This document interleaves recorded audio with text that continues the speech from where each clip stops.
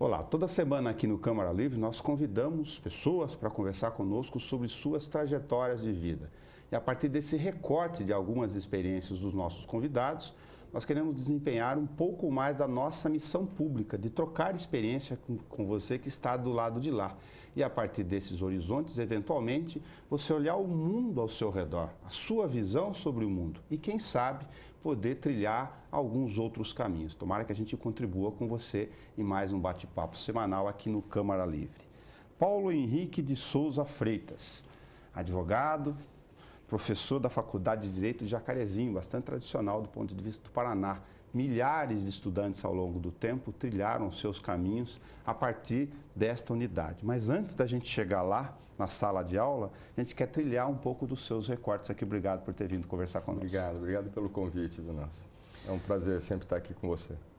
A gente fala sobre as questões nossas, da nossa trajetória, e tem um elemento aqui da origem que a gente chama de memória afetiva de infância.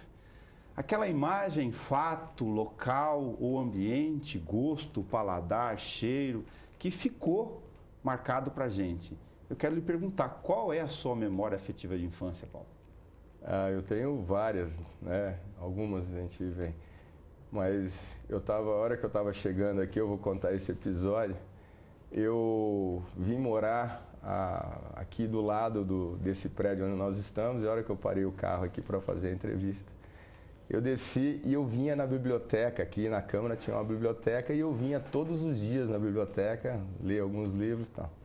Mas o episódio que eu me lembro mais foi um dia que eu estava andando de bicicleta aqui com um amigo aqui nessa praça, e eu caí na valeta aqui da enxurrada, e tinha um véu de espinhos, e eu fiquei com um espinho no lado esquerdo do corpo todo que a bicicleta caiu. Então, esse daí pode ser um dos fatos também, mas tem alguns. Esse daqui foi o que me marcou de ter vindo aqui agora. Tem um elemento dentro dessa sua descrição, desse pequeno recorte de memória, que é a ideia de que na sua geração, e é muito próximo das atuais, mas parece que a divisão do tempo a gente perde essa noção, talvez do mundo analógico, mais próximo da rua do que com esse tecnológico, de que você pode ter tido uma infância, primeira infância, muito mais solta do que a Rafaela, o Caio e o Vitor. Muito mais. Eu brinco que eles foram criados com a avó no apartamento. E nós não, nós brincávamos na rua. Isso era uma coisa completamente diferente. Não sabia onde estava. Saía de manhã, voltava à noite. Eu saía daqui de manhã, ia para o Luso jogar basquete. Voltava à noite e estava tudo bem, não tinha aquela aonde está, porque está, se alguém vê, graças a Deus era uma outra realidade. Escolher profissão é sempre muito difícil. Quando a gente vai fazer recorte, a gente para ali no ensino médio para a escolha da profissão, a gente para no mesmo ponto. O jovem lá, imaturo, tentando descobrir o mundo e tentando ver o que gosta, a não ser que ele já caia para o mundo com alguma coisa associada a ele para algumas carreiras. Hoje talvez fique mais sim, objetivo responder. Por que direito, Paulo? Não foi. Ou não tem nada a ver? Não tem nada a ver. Eu prestei engenharia na Estadual de São Carlos, que tinha uns amigos que prestavam, e eu tinha conotação que eu queria ser engenheiro, porque eu gostava de matemática e tudo mais. Tá. E aí eu não passei, né? A prova era bem difícil. Eu estudei toda a minha infância e minha adolescência em colégio público. E aí eu fui fazer o terceiro colegial no Prevê, aqui do lado. E na época era até usual fazer o cursinho, porque dependendo da faculdade que você fosse fazer. Então, para mim, eu já tinha que eu ia fazer o cursinho. Então, como eu não passei, falei, já me matriculei no cursinho. Aí a minha mãe, que é a auditora da Receita Federal aposentada, virou, por que você não presta direito? Eu falei, mas direito? E aí eu prestei direito e passei. Então eu fazia cursinho de manhã e direito à noite, porque na época a IT só tinha à noite. E acabei largando o cursinho e fiquei com direito. Aí logo depois eu fui fazer estágio e tudo mais e acabei indo para o campo do direito. Então eu caí no direito meio que por acaso. Se a gente perguntasse aqui do nosso lado agora para a Dona Maria, como terceira pessoa, certamente ela falava, não foi por acaso, eu tinha ideia do que eu enxerguei. Pode ser. A Dona Maria Nadir pode ter acertado. Você é professor universitário, então já para aproveitar essa ponte, tem essa angústia dentro do jovem que está lá na sala de aula da faculdade de Jacarezinho? Pô, eu estou aqui, você me fala da hermenêutica do raio. Eu tento provocá-los muito nisso. Vocês têm noção do que vocês estão fazendo aqui? Porque a função do direito é obter justiça. Né? Então, não é aquela história, eu vou ser promotor para isso, vou ser juiz para aquilo, que o advogado, no meu ponto de vista. A concepção é aquilo que seria o justo. Então, esse justo depende. O advogado ele é parcial. Não adianta me pedir para eu ser imparcial. Entendeu? Uma vez parece, não sei se é verdade ou não, perguntaram para o Márcio Tomás Basso por que ele não teria sido indicado ou não quisesse ser indicado para o Supremo e tudo mais. Ele falou, porque eu sou parcial. Eu não sou imparcial, entendeu? Então, quando você deixa de ser, no meu ponto de vista, advogado, você deixa essa imparcialidade, você passa a ser parcial. Então, você defende, no caso, o cliente. Né? E é parcial no sentido positivo da expressão, porque você está escolhendo um lado de uma tese que você se prestou a defender. Se eu não quisesse, eu não pegaria a causa. Né? Se eu pego a causa, eu tenho que ir nessa linha, né? Como você lida com a frustração? Porque o jornalista lida, o economista lida, o pintor, o engenheiro, qualquer outra profissão. É angustiante, porque você se dedica, você se empenha, Então é isso que eu tento passar também para os alunos lá. Eu falo assim, olha, vocês têm noção do que vocês estão pensando? Por quê? Porque às vezes você tem um cenário em determinados ramos até do direito, ou você pode ter o direito para todo um leque, né? Então, até quando a minha mãe me passou isso, eu falei, mas eu vou fazer o quê? E, na verdade, eu também não queria ser advogado. Quando eu entrei na faculdade mesmo, não querendo, eu achava que eu achava que eu ia ser promotor, eu queria prestar concurso para promotor. Aí, no meio do caminho, é que eu fui fazer estágio numa empresa e aí acabei indo para o lado do direito mesmo, mas na advocacia. Nessa trilha aí você acabou experimentando em um determinado segmento, estagiar a operação do direito, vendo o mundo do lado de lá, enquanto estava aprendendo aqui os cadernos, enciclopédias. Mas na parte empresarial. Ok. Por isso que a gente tem um foco muito grande nessa parte empresarial, porque estaria meio no meu DNA que eu vim disso desde os 19 anos. Então, com 17 eu entrei na faculdade, eu era o aluno mais novo de 200 alunos, a IT. No ano de 1985, ingressaram 200 alunos, eram 2 turmas de 100 alunos. Eu era o aluno mais novo dos 200. E saí com 21 anos, 21 e pouquinho ali, porque eram 4 anos na época. Então foi esse o cenário. Mas você já saiu advogando, já no meio da rua, quase em seguida. Eu já estava dentro da empresa, né? E aí logo depois que veio a OAB, na época a OAB tinha você fazia um escrito, aí se você fizesse pela faculdade, você fazia o escrito, se você fizesse pela OAB, tinha o escrito e tinha o oral. E aí eu acabei passando depois no oral. O exame da OAB sempre é tema de matéria, que quando vem alguém da subseção, os advogados no meio. Você gosta do formato do exame? Não? Eu acho que ele deve continuar a ser exigido. E eu queria fazer parabenizar o Caio Silva. Caio Silva é o nosso presidente da Ordem do Estado. O Caio é uma pessoa formidável, um excelente profissional, uma pessoa de conduta ilibada. Eu tenho o maior respeito por ele, então eu quero fazer esse ponto aqui. Claro. E tenho certeza que ele conduzirá a OAB do Estado.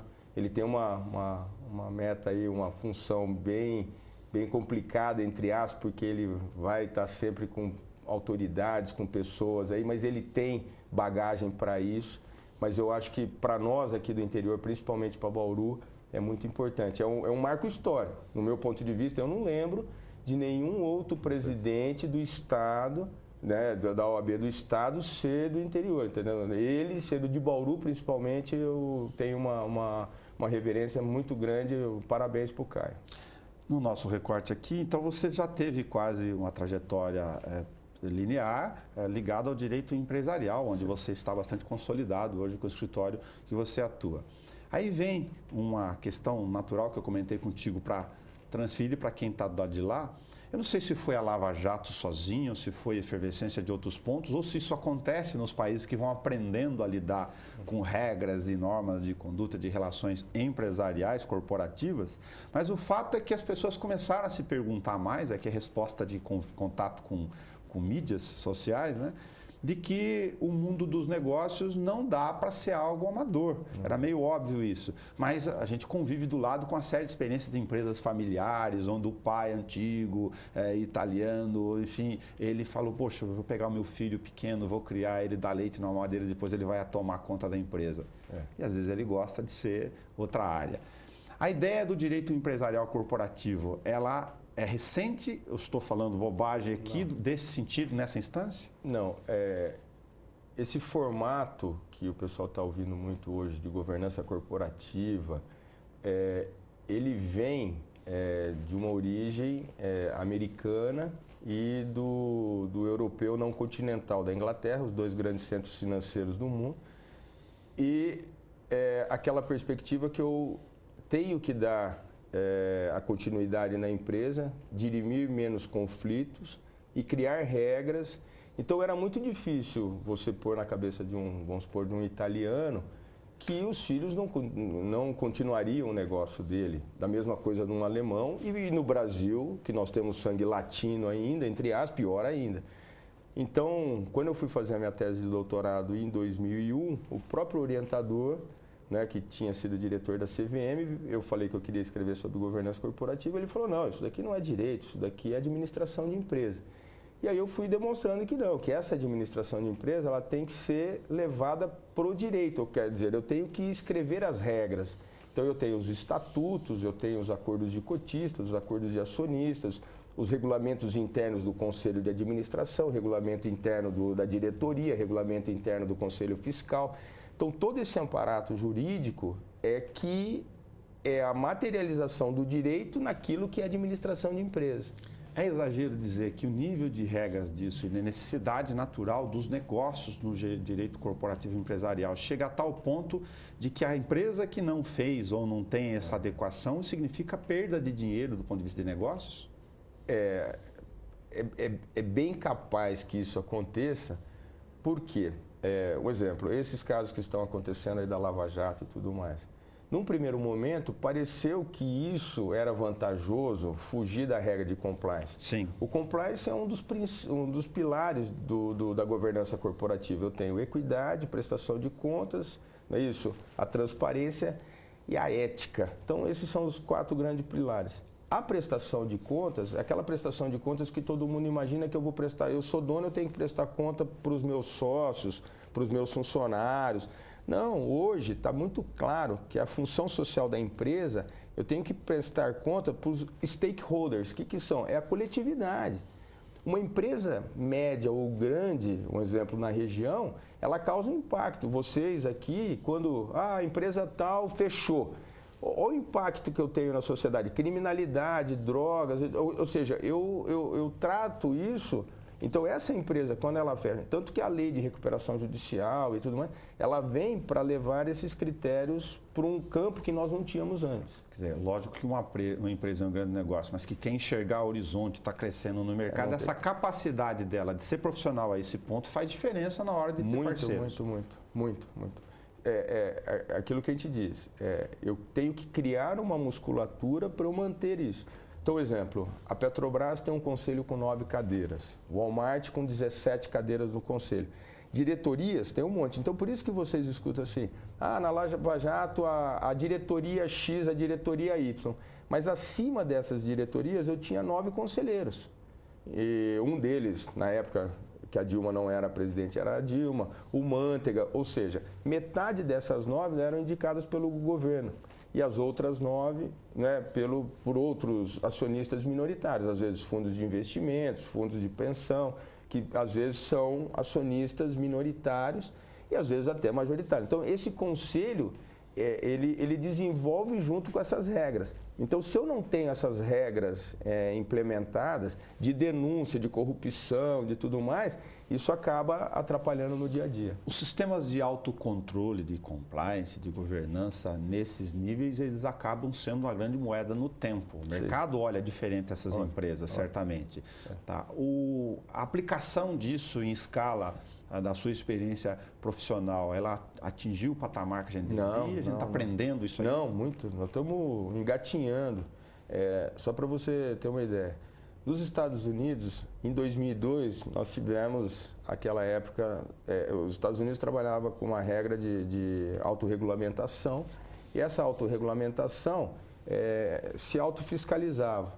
E nós tivemos um problema que foi a Arthur Andersen, que era uma das Big Four de auditoria, e ela tem um comprometimento numa empresa que chamava Arrow, e a Arrow, uma das maiores empresas do mundo, quebrou em 40 dias. Então, aquilo ali desencadeou um problema na NYSE, na Bolsa de Nova York, porque várias empresas que listavam suas ações na Bolsa de Nova York tiraram suas ações da Bolsa de Nova York, porque não viam mais nem a Bolsa de Nova York como uma bolsa confiável. Então, nós tivemos problema da Tyco, Xerox e outras empresas que tiveram problema, que abalaram o sistema. E aí vem uma lei americana, saindo um pouco daquela autorregulamentação, que é a Sarbanes-Oxley, que é a SOX, né, que o pessoal começou. Então, essa regra criou punibilidade, aquilo que era 10 anos passou a ser 20, regras para punir financeiramente. Isso que nós estamos vendo hoje na Lava Jato, os Estados Unidos fez isso em 2002. Mas nós temos que entender que a CVM nossa, a Comissão de Valores Imobiliários, foi criada em 76, tudo bem? Sim. A SEC, que é a Security, a CVM americana, ela foi criada em 1934, 29 okay. Foi a crise em 34. Então, por que o Brasil de 34 até 76 não fez uma CVM? Porque nós esperamos ter todos os problemas que nós tivemos na década de 70 para fazer a CVM. Nós esperamos, entre aspas, ter todos os problemas em 2002 lá nos Estados Unidos para criar uma coisa aqui que veio a Petrobras. Então, isso é uma questão de tempo, de amadurecimento. Aprendendo, ajustando, olhando, aprendendo e ajustando. Você joga basquete ainda? Eu brinco, eu falo que eu só dou aula para os meus filhos. Tá. Entendeu? Então lá eu brinco, mas hoje eles já me põem no bolso. Mas você jogou bem na Luso em 79. Eu joguei ali até os 13, 14 anos, mas em 79 eu fui campeão do estado. Paulo, como você lida com a questão da noção do tempo? Porque no mundo dos negócios, no mundo pessoal, isso é é algo que pode não ser tão mensurável assim, depende da causa, do tipo, da amplitude. Se for falar para o lado pessoal, às vezes eu me questiono, eu trabalho uma média de 14, 15 horas por dia, final de semana, até sou... Tecnicamente é um workaholic. Sou. E aí eu sou muito cobrado por isso, até às vezes pela família, por tudo. Eu tenho tentado aí, mas é difícil. Disciplinar. Mas eu tento aproveitar, quando eu estou com a família, eu tento estar com a família, que nem agora tirei uns dias de férias, a gente viaja sempre os 5 juntos. Isso é bom.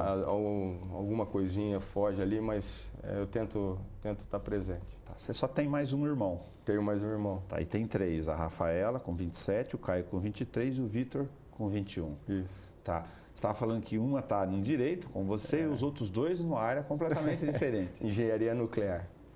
Fazem na Federal. Eu brinco que falo assim, não é a única faculdade do Brasil, deve ser a única do mundo, né? Porque o pessoal... Mas eles estão indo, parece-me, né, para a área financeira. A base matemática parece que é bem forte na faculdade que eles fazem, então o mercado financeiro puxa esses alunos lá.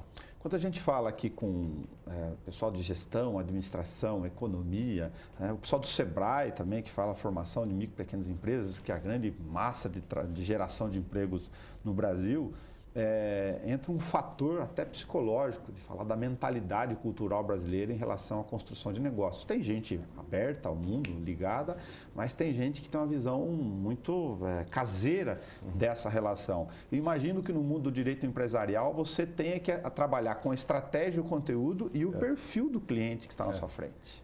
É bastante. E o que eu tenho notado no dia a dia, né, do escritório e dos clientes é que essa parte econômica e administrativa, ela tem que estar agregada ao direito. Não tem como fugir. Antes até menos. Algumas áreas não. Então, por exemplo, no direito civil, vamos supor, você tem coisa ali que você não necessariamente tem uma ligação econômica ou até fora disso e tal.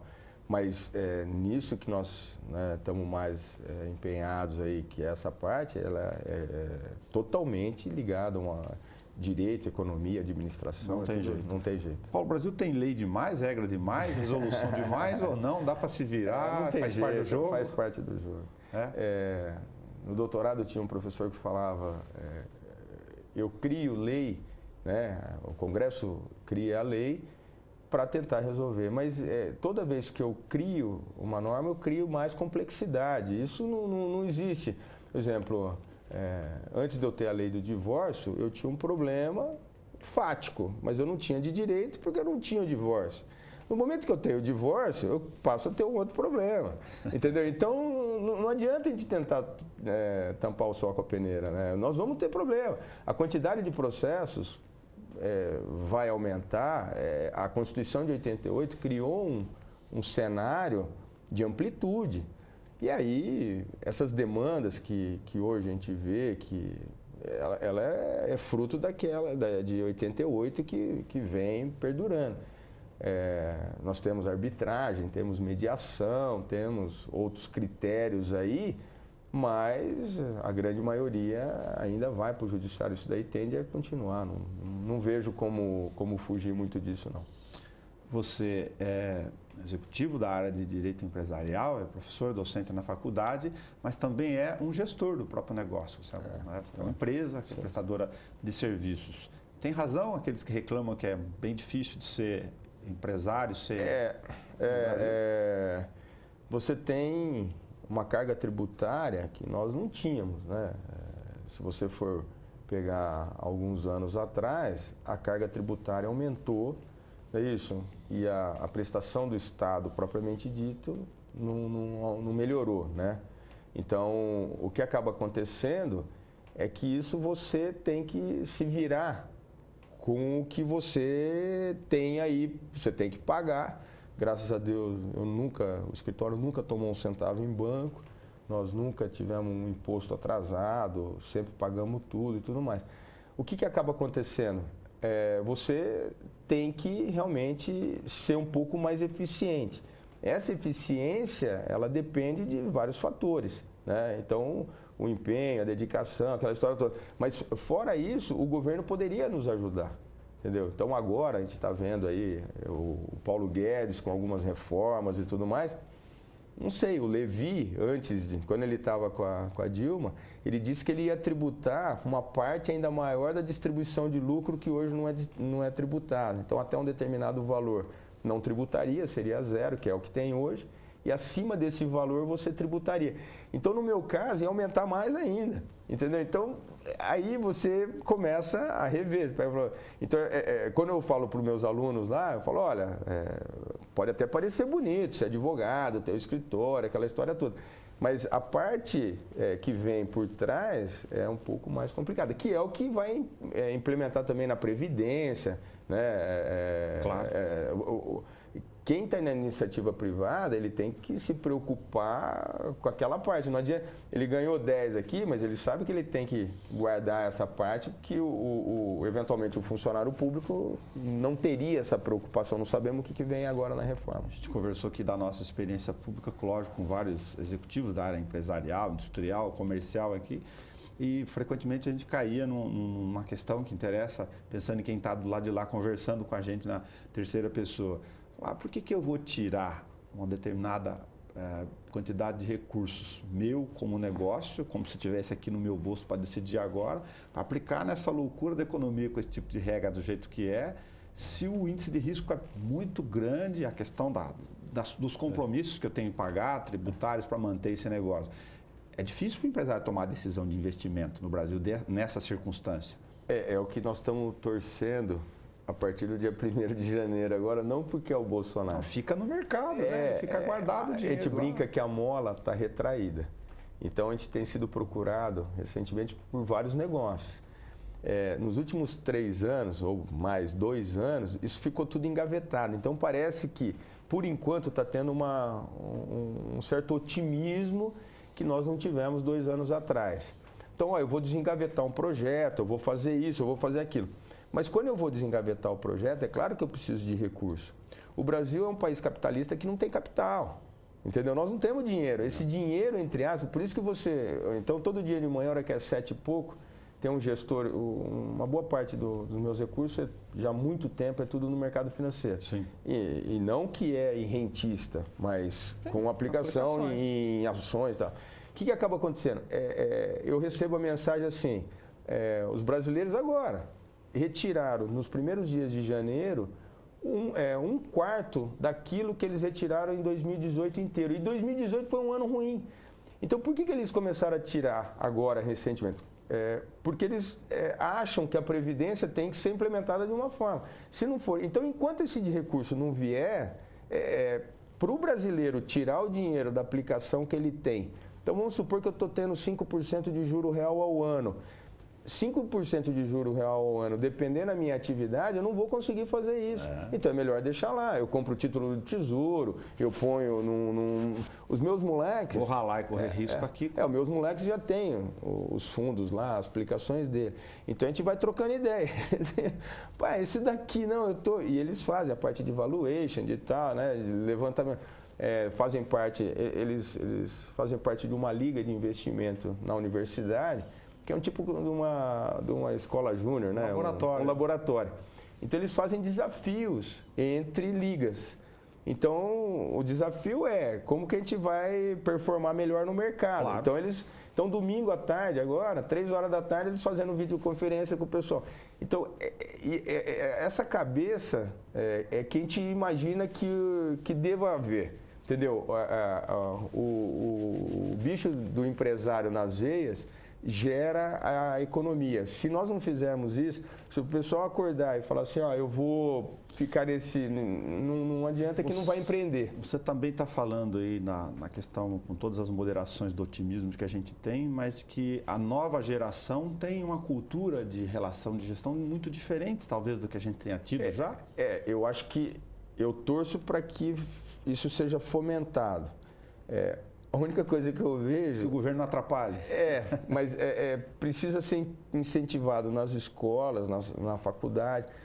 Então, eu na faculdade que eu leciono, né, existe uma certa cultura maior de se prestar concursos. E eu acho que isso é excelente, né? Vários profissionais. Carreira pública, e eu explico um pouco dessa parte na iniciativa privada. Então, eu brinco com eles, eu falo assim, olha, vocês fizeram lá primeiro, segundo, terceiro colegial, primeiro, segundo, terceiro, quarto, quinto ano de faculdade, vocês já estão cansados. Então, na cabeça de alguns aqui, eu vou prestar um concurso e aí eu vou ficar um pouco mais tranquilo. Eu falo, pelo contrário, o concurso não vai te deixar mais tranquilo, você tem que continuar se empenhando, na advocacia você tem que continuar se empenhando. Se você sair daqui como um profissional e for para um outro ramo que não seja, mas com a bagagem de direito, você também vai ter isso. Então, o que parece é que essa moçada teria que ter esse estímulo. Entendi. Entendeu? E não pensar o seguinte, por que eu vou fazer isso? Meu pai faleceu, deixou uma grana, eu vou pegar essa grana, vou aplicar num lugar, e essa grana vai continuar me rendendo isso.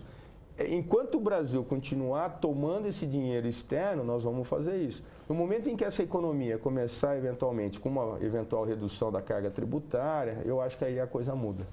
pegando um pouco da questão das profissões e do aluno, essa questão de visão de mundo e futuro, a gente fez um bate-papo aqui com o Renato Amantini, que é de um grande escritório de advocacia, de grandes negócios e tal, e falou com ele especificamente da experiência de contatos com alunos de direito e também da administração da FGV, que eles estão preocupados com a robotização, a questão da operação do direito em nível de repetição para aquele segmento, que eles tinham 1.200 e poucos advogados e precisa de 200 agora para fazer a mesma coisa.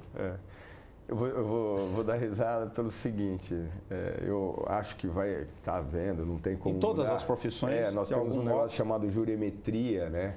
Que é um grande banco de dados que você vai alimentando todas as decisões e aí você já tem uma certa noção daquilo que vai ser meio que decidido, porque normalmente está sendo decidido naquela linha.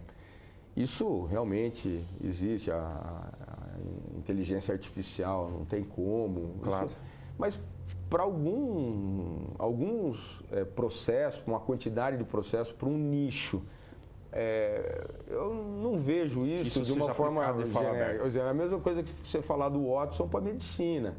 O Watson vai ser muito bom para a Índia. Eu não tenho médico lá na Índia, eu tenho um software, o cara entra, acessa. Então, entre não ter o médico e ter o Watson, eu acho que tem que ter o Watson. Tudo bem, o Watson erra 30%, mas ele erra 100%, porque ele não tinha o médico. Na advocacia, eu acho que muita coisa a inteligência artificial vai acertar. Quer dizer, questões operacionais. Petições, é uma linha. Em alguns tipos, né, é uma linha de produção. Eu não tenho isso no escritório, mas é assim e não tem problema nenhum de quem tem. O que eu não acho é que isso vá ser uma regra para tudo. Vou pegar um exemplo do recorte no outro extremo. Então, a gente fez uma entrevista aqui com vocês do escritório, tratando sobre questões tão específicas e estratégicas de questão de marca, patentes, por exemplo. Porque às vezes o mesmo produto com um sabor ou rótulo diferente, como é que a lei atua em relação a isso? Não está copiando, não está copiando. Isso, do ponto de vista estratégico do direito, é uma área, por exemplo, que envolve muitos detalhes. E o que acaba acontecendo? O direito também mudou nisso. Antes eu ter o mesmo nome, já era um impedimento. Hoje, não tem como mais, às vezes, eu impedir. Por quê? Porque são segmentos diferentes, com clientelas diferentes, e a coisa expandiu. Se você pegar os dados de registro na junta comercial de 30 anos atrás, é completamente diferente. Então, eu vou te dar um número. Quando eu estava fazendo doutorado lá em 2001, a Bolsa de Valores movimentava 300 milhões dia. Hoje, um dia, vamos supor, meio que morno, é 6 bi.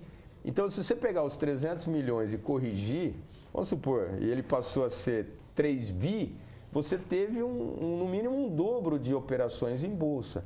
Você está vendo aí BTG, XP, esse dinheiro que estava nos bancos, ele está indo para o mercado financeiro. Então, a economia começa a girar de uma outra forma. Aquele pessoal que colocava o dinheiro na poupança já não está mais vendo a poupança como um atrativo. Aquela renda fixa já tem um monte de gente. Antes não tinha. Você falava assim, eu quero investir em açúcar. Você tinha que ser dono de uma fazenda, plantar cana para vender para a usina. Hoje você vai lá e compra uma posição de açúcar, você compra uma posição de soja, você compra uma posição de minério. Você acha que o petróleo vai subir? Você não tem que ir lá comprar um posto de gasolina, entendeu? Mas eu tenho posto de gasolina para vender. Então, são questões de mercado que o mercado brasileiro, de uma forma geral, o mercado financeiro, ele teve um crescimento muito, muito grande. Deixa eu fazer um jogo rápido para você com algumas questões muito específicas aqui. Como é que você lida com a pressa? Eu sou super ansioso. Até uns tempos atrás eu estava tomando um ansiolítico aí eu parei. Eu estava ficando muito calmo. Então aí eu parei. Eu sou acelerado. Eu tento não ser, mas eu sou ansioso. Não no sentido que eu vou aplicar, mas você gosta de correr. Eu gosto de correr. Desde a época que eu jogava basquete, eu corria. Quando eu fazia aqui também o cursinho, sempre corri. E aí um período eu parei e aí fiz umas maratonas, ultramaratona, umas coisas. E aí eu falei que eu ia parar um período sabático aí, mas o meu período sabático foi 4 anos. Minha mulher começou a me cobrar que estava passando já. E aí eu voltei, agora tô correndo um pouquinho mais leve, sem relógio, sem marcador cardíaco, sem nada. Eu vou correr com fonezinho de ouvido. E boa. E boa. O Paulo, pai da Rafaela, do Caio e do Vitor, é mais durão, benevolente do que foram Maria com você? Ah, nem se compara. Quando eu fui uma vez entrevistado lá no jornal, né, da cidade, e perguntou para quem você dava nota 10, eu dei nota 10 para minha mãe, né? Minha mãe, pelo amor de Deus, nunca falou, eu já sou linha dura, eu tento estar no pé, acho que até, né, mas eu tento pegar no pé, acho que pego no pé até mais do que devia, eles até estão vendo, aí vão gravar isso daí para falar, mas a gente fica muito preocupado, né? Paulo Henrique de Souza Freitas, muito obrigado por ter feito um recorte conosco aqui. Se eu não deixei ou não te perguntei algo que você tem vontade de falar, não. Fique à vontade. Não, Nelson, muito obrigado aí, é um prazer sempre estar aqui com você, o que eu puder, agradeço mesmo, muito obrigado. Você acompanha toda semana o nosso recorte da vida empresarial, física, de ambições, de projetos e planos. Veja os seus planos, veja o mundo ao teu redor e boa sorte, até o nosso próximo encontro.